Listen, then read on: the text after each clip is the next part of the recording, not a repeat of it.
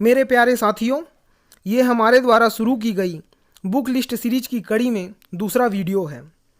आइए हम देखते हैं कि हिंदी माध्यम के लिए महत्वपूर्ण किताबें कौन कौन सी है और साथ ही साथ हम करेंट अफेयर की जो एक समस्या बन चुका है हिंदी माध्यम के लिए, उससे हम कैसे निजात पा सकते हैं, तो उसके बारे में भी हम इस वीडियो के माध्यम से जानेंगे।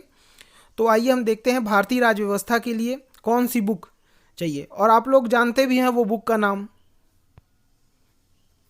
वो है भारत की राज्य व्यवस्था एम लक्ष्मीकांत की बुक।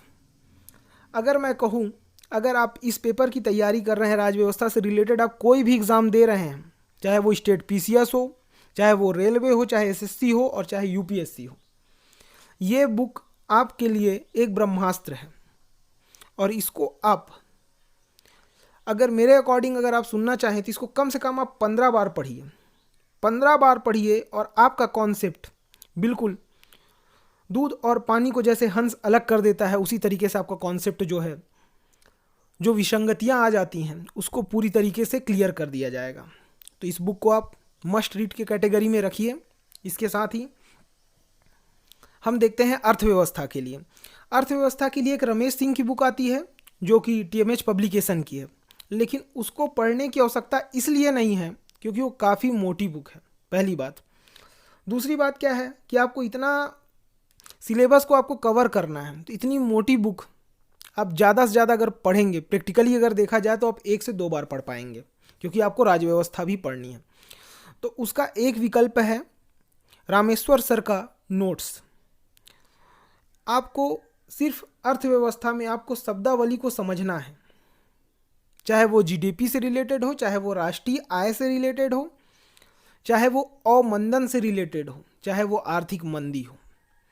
तो इसके लिए इनकी दो जो मटेरियल जो आता है, स्टडी मटेरियल, वो है एक प्रीलिम्स के लिए और एक मेंस के लिए, जो कि पतली पतली होती है, ज़्यादा से ज़्यादा अगर मैं कहूँ 300 पेज की। लेकिन वो 300 पेज को अगर आप कॉपी में यूटिलाइज करके देखें तो मात्र 350 पेज का।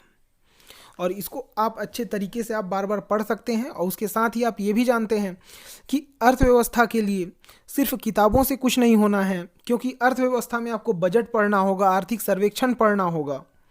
और ये सब चीज़ों को कवर करने के लिए आप जितना हो सके आप सिर्फ शब्दावली को समझिए और जो करंट में जो मुद्दे हैं उससे रिलेट करके ही उस टॉपिक को आप यूटिलाइज करें, तो ज़्यादा बेहतर रिजल्ट वो चीज़ों का आएगा।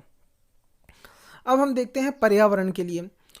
पर्यावरण के लिए आपको, जैसे पर्यावरण के लिए कोई संगठन बन चुका है या फिर पर्यावरण की कुछ नॉलेज किसी को नहीं है, चाहे वो बेसिक नॉलेज ही हो, तो उसके लिए कोई एनसीईआरटी पढ़ने की ज़रूरत नहीं है।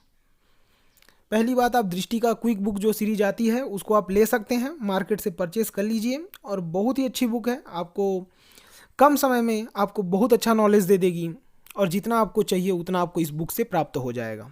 उसके साथ ही इसमें भी करंट का महत्व है, जो कि मैं आगे आपको बताऊंगा कि करंट के लिए करना क्या है। आंतरिक सुरक्षा। आंतरिक सुरक्षा के बारे में मैं इतना ही कहूँगा कि अशोक कुमार आईपीएस की जो बुक आती है वो रिलीवेंट है। लेकिन आप अगर मार्केट से चाहें, आप कोई स्टडी मटेरियल लेना चाहते हैं कोचिंग का, तो आप ले सकते हैं। लेकिन ये बुक आपको लगभग इससे रिलेटेड जो भी कॉन्सेप्ट हैं वो आपको क्लियर कर देगी। ये टीएमएच पब्लिकेशन की आती है। अब अंतर्राष्ट्रीय संबंध, तो आप एक चीज़ देख रहे होंगे कि जो मेरा पहला वीडियो था उसमें एनसीईआरटी मैंने बताई थी आपको, पर इसमें मैंने आपको एनसीईआरटी बिल्कुल भी नहीं बताई है। लेकिन सिर्फ आपको एक एनसीईआरटी पढ़नी है जो कि मस्ट रीड कैटेगरी पे होगी, वो है समकालीन विश्व राजनीति। और साथ ही साथ राजेश मिश्रा सर की, अगर आप घर में तैयारी कर रहे हैं तो राजेश मिश्रा सर की जो बुक आती है भारत की विदेश नीति, उस बुक को आप लेके परचेस कर सकते हैं और उसको आप पढ़ सकते हैं। क्योंकि अंतर्राष्ट्रीय संबंध को जब भी हम पढ़ते हैं, तो चाहे वो यूएन हो या फिर परमाणु अप्रसार संधि हो, एनबीटी हो, तो इन सब चीज़ों का जो नॉलेज चाहिए, एक बेसिक नॉलेज, वो आपको इस बुक से मिल जाएगा। लेकिन इसमें भी करंट का महत्व तो बहुत ज़्यादा है। अब हम आ जाते हैं विज्ञान और प्रौद्योगिकी।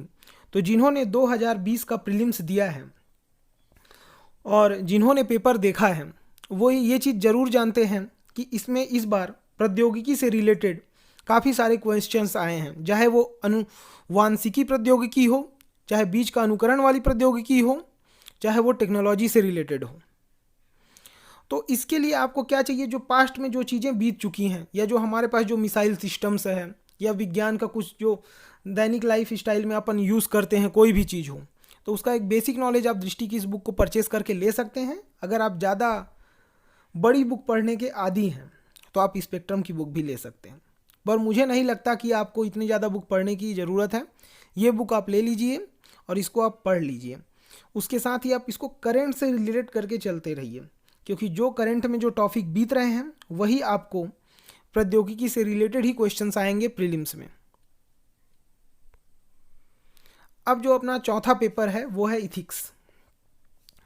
इथिक्स के लिए अभय कुमार सर की बुक आती है, और इससे छोटी और पतली और कम समय में सबसे अच्छे नंबर देने वाली बुक अगर कोई है तो ये यही बुक है। इससे ज़्यादा और कोई बुक नहीं है जो आपको इतना कम समय में इतना बेहतरीन नॉलेज दे सके, क्योंकि सिविल सर्विस इंडिया का सबसे बड़ा एग्ज़ाम है, और इसको अगर आप फाइट करना चाह रहे हैं तो आपको अपने समय को यूटिलाइज़ करना होगा, और आपको कम समय में आपको बहुत सी किताबें पढ़नी हैं। और कौन कौन सी किताबें पढ़नी है उस चीज़ों को मैंने बता दिया है, क्योंकि किताबों की पूरी दुनिया है सिविल सेवा की परीक्षा में, और उसमें बच्चे अधिकतर भटक जाते हैं। तो उसमें आप हमको बिल्कुल भटकना नहीं है, और इस वीडियो का सिर्फ यही एक मेन उद्देश्य है कि आपको उन किताबों से अवगत कराया जाए जो आपके लिए रिलीवेंट हैं। इरिलीवेंट तो बहुत से मटेरियल्स हैं, मैं आपको हज़ारों मटेरियल्स बता दूंगा, पर आप पंचवर्षीय योजना बना के बस घर में बैठे रहेंगे और कुछ नहीं कर पाएंगे। उसके साथ ही हम देखते हैं आगे आपदा प्रबंधन और करेंट अफेयर। आपदा प्रबंधन के लिए मैंने इसलिए कोई बुक सजेस्ट नहीं की क्योंकि आप भौतिक भूगोल की एक बुक ले रहे हैं सविंद्र सिंह की, जो कि मैंने पहले वीडियो में बताया हुआ है, और जिनको पहला वीडियो देखना है वो डिस्क्रिप्शन बॉक्स में मैं उसका लिंक दे दूंगा, तो उसका बिल्कुल टेंशन मत कीजिए। पहली बात ये चीज़ है कि आपदा प्रबंधन भी करंट से रिलेटेड ही टॉपिक्स है, चाहे वो शहरीकरण की समस्या आज के समय में आपको देखने को मिल रही हो, जब हल्का सा बारिश होता है तो दिल्ली जैसे शहर पानी में डूब जाते हैं, चाहे वो महाराष्ट्र हो, चाहे बड़ी बड़ी सिटी हो इंडिया की, जो कि कहीं ना कहीं हमारे अर्बन प्लानिंग को ही कहीं ना कहीं वो बहुत बड़ी प्रॉब्लम्स के रूप में दिखता है।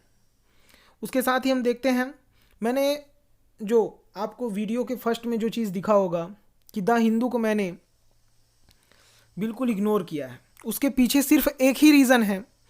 हिंदी माध्यम वाले बच्चों का हमेशा से ये एक रोना रहा है कि इंग्लिश माध्यम वालों के लिए एक बहुत ही बेहतरीन न्यूज़पेपर है, वो है द हिंदू, जबकि वो ये चीज़ भूल जाते हैं कि विज़न आईएएस की जो मंथली मैगजीन आती है, चाहे वो दृष्टि का करेंट अफेयर टुडे हो, या शंकर आईएएस हो, या फिर अदर चाहे वो ध्येय आईएएस हो हिंदी माध्यम के लिए, और इतनी सारी मैगजीन्स मार्केट में अवेलेबल हैं जो द हिंदू के मेन न्यूज़ को कवरअप करती हैं, लेकिन हिंदी माध्यम वाले बच्चे उस पेपर को लेके उसमें पढ़ने में ही अपना टाइम गंवा देते हैं।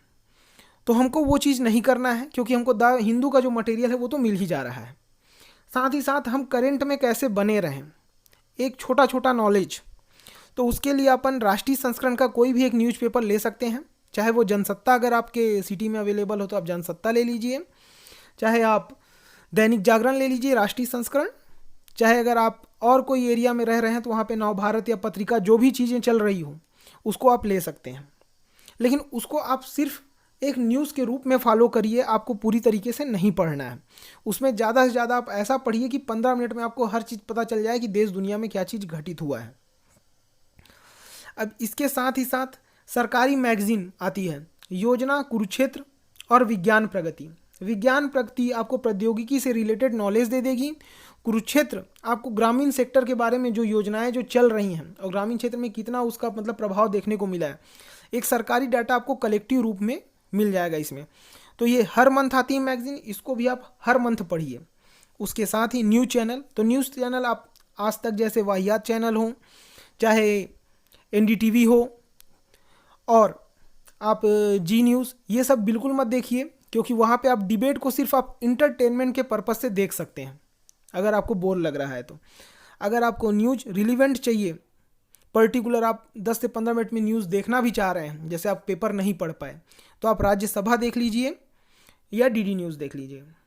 और साथ ही साथ आप अगर और ज़्यादा ही करंट के दीवाने हो रहे हैं तो उसके लिए आप रेडियो का सुबह और शाम को प्रसार भारती आप सुन सकते हैं। इसके साथ ही साथ राज्यसभा में एक आता है विशेष करके एक प्रोग्राम आता है, उसको आप बिल्कुल मत छोड़िए। द बिग पिक्चर करके आता है, उसको भी बिल्कुल मत छोड़िए। और एक लोकसभा जिसको मैंने इसमें इंक्लूड नहीं कर पाया, लोकसभा में कृषि विज्ञान से रिलेटेड एक प्रोग्राम आता है, उसको आप बिल्कुल देखिए, क्योंकि 2020 प्रीलिम्स में इस चीज़ का महत्व बढ़ा है। लेकिन अब काफ़ी लोग ये सोच रहे होंगे कि 2020 प्रीलिम्स में तो करंट नाम मात्र का आया, वो भी आया नहीं, क्योंकि यूपीएससी कंफ्यूज थी कि एग्ज़ाम अब होगा कि कब होगा, और पेपर उसने इसी हिसाब से सेट किए हुए थे। इसलिए आप ये मान के चलिए कि 2021 में करंट का महत्व काफ़ी बढ़ेगा। तो आप इसको बिल्कुल आत्मसात करिए। और इसके साथ ही अगर आपको ये वीडियो पसंद आता है तो आप लाइक करिए, सब्सक्राइब करिए और शेयर करिए। अगर नहीं आता है तो बिल्कुल आपको कोई फोर्स नहीं है, आप वीडियो देखिए। अगर आपको आपकी समस्या का अगर निदान हो जाता है, इससे ज़्यादा मुझे और कुछ नहीं चाहिए। इस वीडियो का माध्यम सिर्फ इतना ही है। और थैंक यू दोस्तों, आपको ये वीडियो देखने के लिए।